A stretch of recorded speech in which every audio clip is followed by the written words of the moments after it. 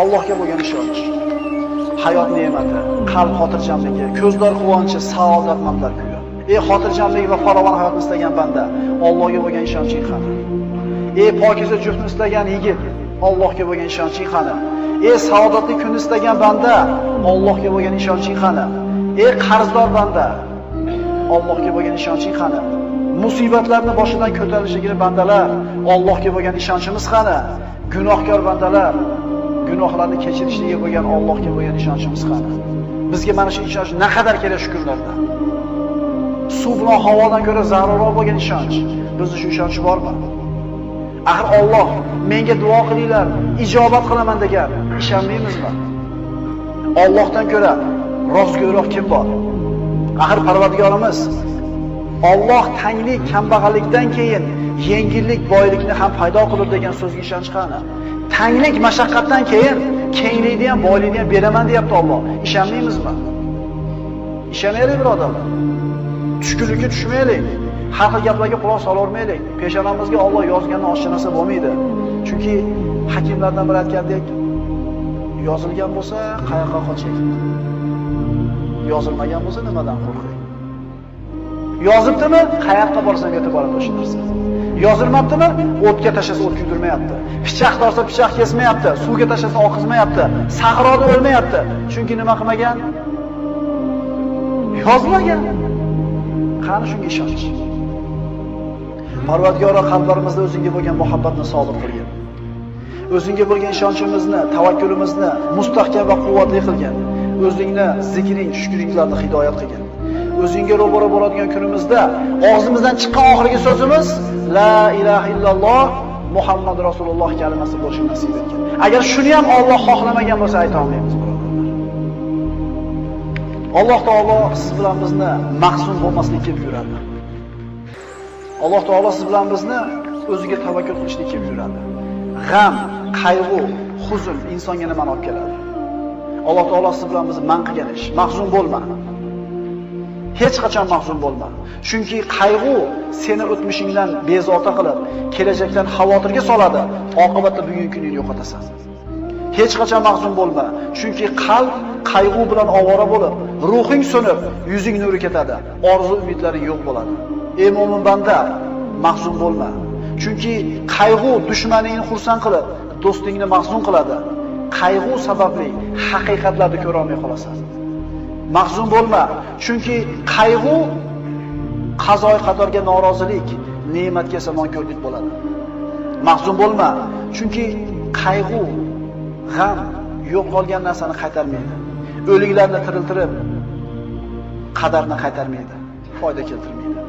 Mahzun bo'lma, chunki qayg'u shaytondan, qayg'u faqrsizlik va umidsizlikdir. Mahzun bo'lma. Agar sen faqir bo'lsang, umri qarzga botib ketgan kishilar bor. Agar mingani uloving yo'q bo'lsa, oyog'i shol bo'lib qolgan odamlar bor. Mahzun bo'lma. Agar bir farzandingdan ajragan bo'lsang, shunday insonlar borki, bitta baxtsiz hodisa tufayli butun oilasidan mahrum bo'lganlar bor. Mahzun bo'lma. Agar gunohkor bo'lsang, tavba qil. Yomon ish qilgan bo'lsang, istig'for et. Xato qilgan bo'lsang, isloh qil. Allohning rahmati keng, tavba eshiklari ochiqdir. Mahzun bo'lma. Agar g'amga botsang, asablaring taranglashib, vujudingni qiynab tunlarni bedor qilasan. Mahzun bo'lma, chunki qazo qadar qalami ishini bitirgan, varaqlar qurigan, kitob yopilgan, undan oshiqcha ham kamon bo'lmaydi. Mahzun bo'lma. Mahzun bo'lma. Qo'lingdan ketgan narsaga g'am chekma. Bittasi ketgan bo'lsa, hali qo'lingda juda ko'p Alloh taoloning ne'matlari bor. Axir Alloh aytmaydimi? Agar Allohning ne'matlarini sanasangizlar, sanoqqa yeta olmaysizlar. Bitta ko'zing o'yilgan bo'lsa, ikkinchisi turibdi. Ikkala ko'zing ketgan bo'lsa, qulog'ing, oyog'ing turibdi. Bitta ne'matdan mahrum bo'lgan bo'lsang, hali juda ko'p ne'mat bor. Mahzun bo'lma. Hasadgo'y, botil ahillarning tanqidlariga parvo qilma. Chunki ularning so'zlariga sabr qilishda senga ajr mukofot bor. Seni tanqid qilishlari seni qadringni belgilaydi. Axir odamlar o'lik itga so'z otmaylar-ku. Doim istig'forda bo'l. Chunki Parvardigoring tavbalarni qabul qilguvchidir. Alloh aytadi istig'for etgan bandalarga: Parvardigoringiz Allohdan mag'firat so'ranglar. Albatta u o'ta mag'firatli bo'lgan zotdir. Shunda ustlaringizga osmondan yomg'ir yog'dirib, sizlarni moli dunyo, bola chaqa bilan madad berur, hamda sizlarga bog' bo'stonlarni berur. Istig'for etgan bandaning ustidan yomg'ir yog'adi. Bog'irog'i, bola chaqasi, moli dunyosi ko'p bo'ladi. Faqat ishonishlik kerak bunga. Mahzun bo'lma. Kasallik albatta ketadi. Musibatlar albatta ko'tariladi. Gunohlar kechiriladi, qarzlar uziladi, mahbuslar ozod bo'ladi. G'oyiblar, ketganlar albatta qaytib keladi. Osiylar tavba qiladi, albatta yomonlar jazosini oladi. Mahzun bo'lma. Mahzun bo'lma. Modomiki odamlarga yaxshilik qilar ekansan, albatta mushkullalaring hal bo'ladi. Chunki odamlarga yaxshilik qilishlik inson o'zining mushkullarini hal bo'lishiga sabab bo'ladi. Mahzun bo'lma. Chunki sen qilgan bitta hasonat uchun 10 dan tortib 700 gacha ajr beriladi. Balki undan ham ko'proq. Lekin qilgan gunohinggacha bittagina jazo beriladi. Mahzun bo'lma. Senda eng katta ne'mat bor. Chunki sen tavhid kalimasini aytganlardansan. Ahli qiblasan, musulmonsan, qo'lingni duoga ko'targan kishilardansan. Sen mahzun bo'lma. Mahzun bo'lma, chunki sen hayotning yengil og'ir, issiq sovuq, faqir boy holatida ham foyda ustasan. Rasul aytgan-ku, mo'minlar ishi ajablanadi. Qanaqa kun kelmas uni foydasiga. Yaxshi kun kelsa Allohga shukr qiladi, savob oladi. Mashaqqatli kun kelsa sabr qiladi, yana savob oladi. Bu faqat kimga berilgan? Mahzun bo'lmaydi musulmon odam. Mahzun bo'lma.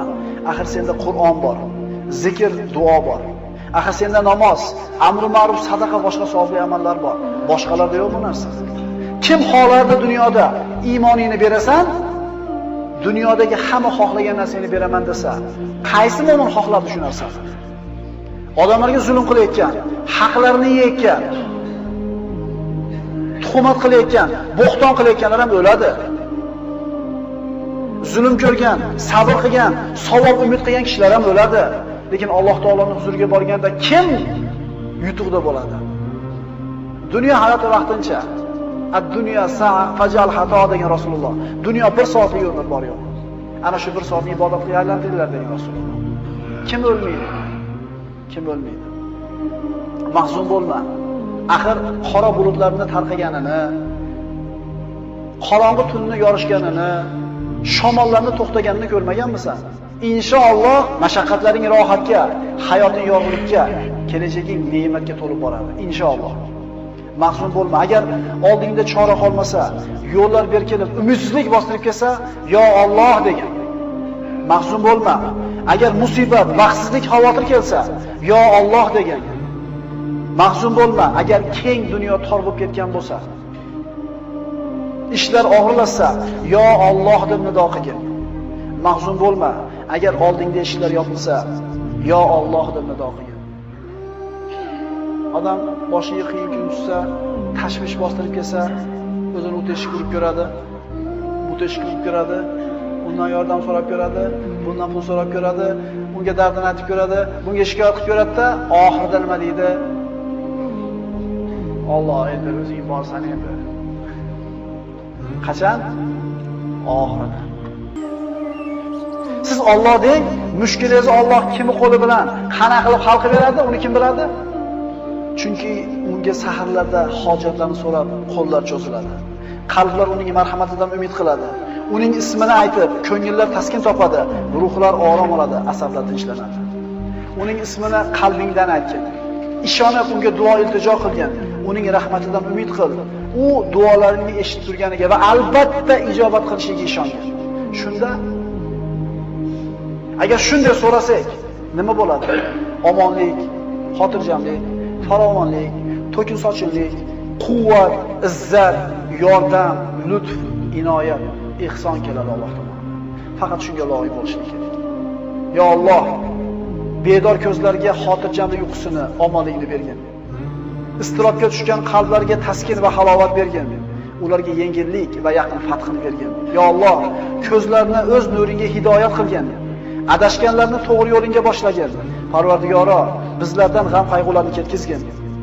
Ya Alloh, agar unutgan yoki xato qilgan bo'lsak, bizni azobiga giriftor aylama. Parvardigoro, bizlarning zimmamizga bizlardan ilgari o'tganlarning bo'yinlariga qo'ygan yukingni yuklama. Bizlardan tashvish iztiroblarni ketkizgin. Xavf va xatardan yolg'iz o'zingdan panoh so'raymiz. Parvardigor, sendan boshqalarga suyanib qolishdan, boshqalardan umid qilib qolishdan panoh so'raymiz. Sen bizning hojamizsan.